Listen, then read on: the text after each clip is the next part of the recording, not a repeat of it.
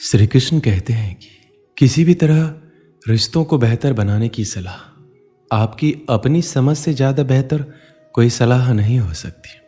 अलग अलग रिश्तों को अलग अलग तरीके से निभाने की ज़रूरत होती है। आप किस रिश्ते को कितनी अहमियत देते हैं यह आपके ऊपर निर्भर है।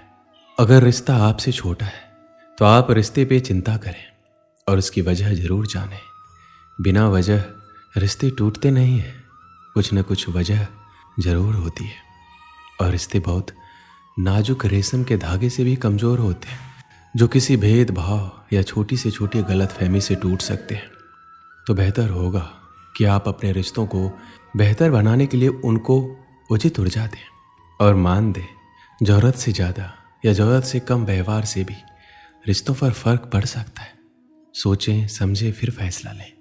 जब भी झगड़े की स्थिति आए तो आप अपने घर में एक नियम बना लीजिए कि जब तक एक व्यक्ति की बात खत्म नहीं होगी दूसरा व्यक्ति नहीं बोलेगा। एक दूसरे को समझने के लिए पूरा का पूरा समय दीजिए। ज़्यादा कोशिश अपनों को समझाने की नहीं, दूसरों को समझने की कीजिए। निसंकोच अपनी प्रकृति और स्वभाव के बारे में बातें कीजिए। नहीं तो कई लोगों को प्रकृति अर्थात नेचर से प्यार होता है, कई लोगों को भौतिक सुखों से प्यार होता है।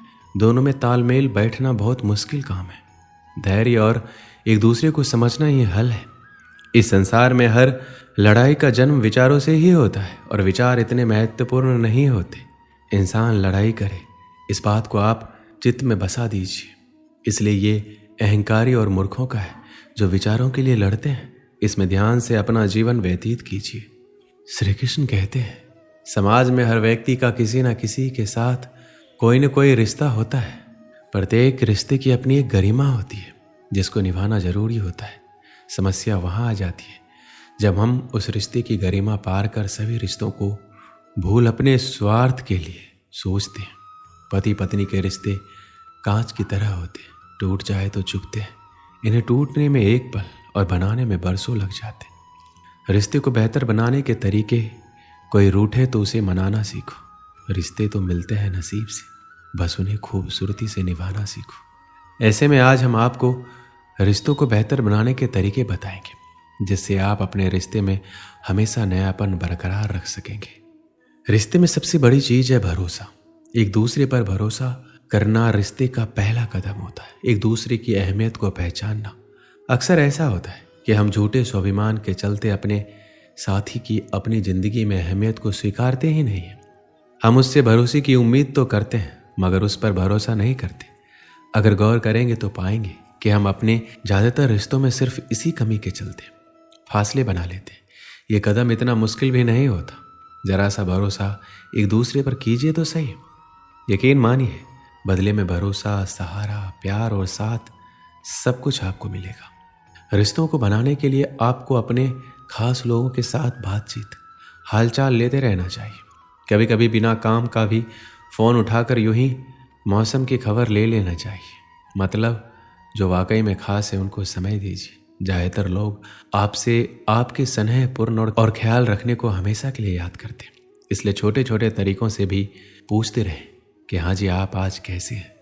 अक्सर लोग समय के साथ बदल जाने का आरोप लगाया करते हैं, इसलिए उनको अपनापन महसूस करवाएं।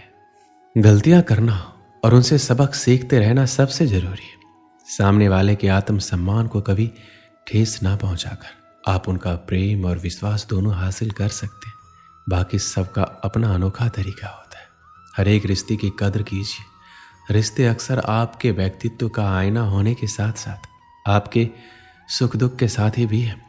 आप जिस तरह उनके साथ व्यवहार करेंगे आपको भी वैसा ही व्यवहार बदले में मिलेगा। रिश्तों को लेकर मेरी सबसे अहम सलाह एक ही है, आप अपने रिश्तों का ख्याल रखिए, वो भी आपका ख्याल जरूर रखेंगे।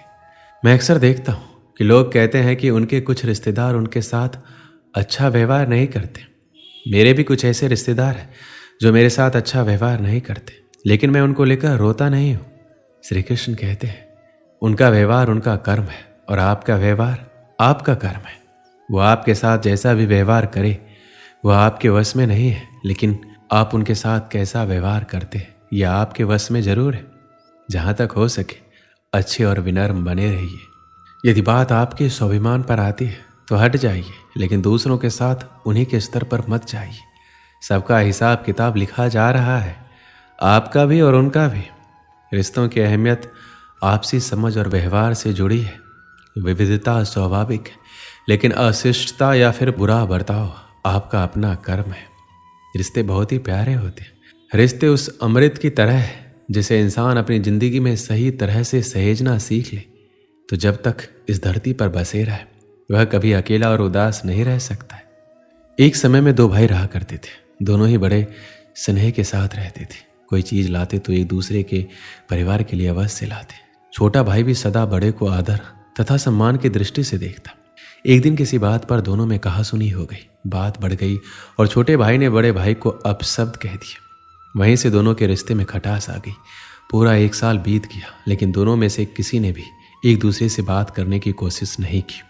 जब छोटे भाई की बेटी का शादी का अवसर आया तो उसने सोचा कि बड़े तो बड़े ही होते हैं, मैं उन्हें ही मना लेता हूँ। उसने भाई से बीती बातों को लेकर क्षमा मांगी और घर का विवाह कार्य संभालने का निवेदन किया। लेकिन बड़ा भाई मन में बात लेकर बैठा था, इसलिए उसने विवाह में जाने से मना कर दिया। इससे छोटा भाई भी दुखी हुआ, लेकिन उसने ठान लिया कि वह किसी भी तरह भाई को मना कर रहेगा। विवाह के काफी दिन कम बचे थे। छोटे भाई के प्रयास लगातार जारी थे। एक दिन एक रिश्तेदार ने छोटे भाई को बताया कि तुम्हारा बड़ा भाई रोज एक महाराज जी के पास सत्संग सुनने जाता है, उनकी सारी बातें वो मानता है। इसके बाद छोटा भाई उन संत के पास पहुंचा और पिछली सारी बात बताते हुए अपनी गलती के लिए क्षमा याचना की और पश्चाताप व्यक्त किया। उसने संत से निवेदन किया कि आप मेरी बेटी के विवाह में मेरे बड़े भाई को आने के लिए राजी कर दें। दूसरे दिन जब बड़ा भाई सत्संग में गया तो संत ने उससे पूछा, तुम्हारे छोटे भाई के यहाँ कन्या का विवाह है, तुम क्या काम संभाल रहे हो? उसने जवाब दिया, मैं तो विवाह में सम्मिलित ही नहीं हो रहा हूँ। कुछ वर्ष पूर्व मेरे छोटे भाई ने मुझे ऐसे कड़वे वचन कहे थे जो आज भी मेरे हृदय में कांटे की तरह खटक रहे हैं। संत जी ने कहा, सत्संग के बाद मुझे मिलकर जाना। सत्संग समाप्त होने के बाद बड़ा भाई संत के पास पहुंचा तो उन्होंने पूछा, मैंने बीते रविवार को जो प्रवचन दिया था उसमें क्या कहा था? काफी देर सोचने के बाद हाथ जोड़कर बोला, माफी चाहता हूं, मुझे कुछ याद नहीं आ रहा। संत ने कहा, देखो मेरी बताई हुई अच्छी बातें तो तुम्हें 8 दिन भी याद नहीं रही, और छोटे भाई के कड़वे बोल जो 1 वर्ष पहले कहे गए थे वो तुम्हें अभी तक हृदय में चुभ रहे हैं। जब तुम अच्छी बातों को याद नहीं रख सकते तब उन्हें जीवन में कैसे उतारोगे? अगर जीवन नहीं सुधारा तब सत्संग में आने का लाभ ही क्या रहा? इसलिए यहाँ मत आया करो। ये सुनकर बड़े भाई की आंखें खुली। उसने आत्मचिंतन कर स्वीकार कर लिया कि वास्तव में हम सब कड़वे शब्दों को दिल में बसाकर गांठ बांध लेते हैं। जीवन भर उसे सोचकर अपने मन में दूसरों के प्रति नफरत बढ़ाते जाते, लेकिन बात करके उसे सुलझाने का प्रयास नहीं करते, क्योंकि हमारा अहंकार हम पर हावी होता है। इसके बाद बड़े भाई ने संत से भूल की क्षमा मांगी और अपने भाई को माफ कर दिया। इसलिए हमेशा सभी से स्नेह करते रहे और कोई भी समस्या हो उसे आप बात कर सुलझाने का प्रयास करें। दोस्तों, इस वीडियो में बस इतना ही। मिलते हैं अगले वीडियो में। अपना ख्याल रखिएगा। जय श्री कृष्ण।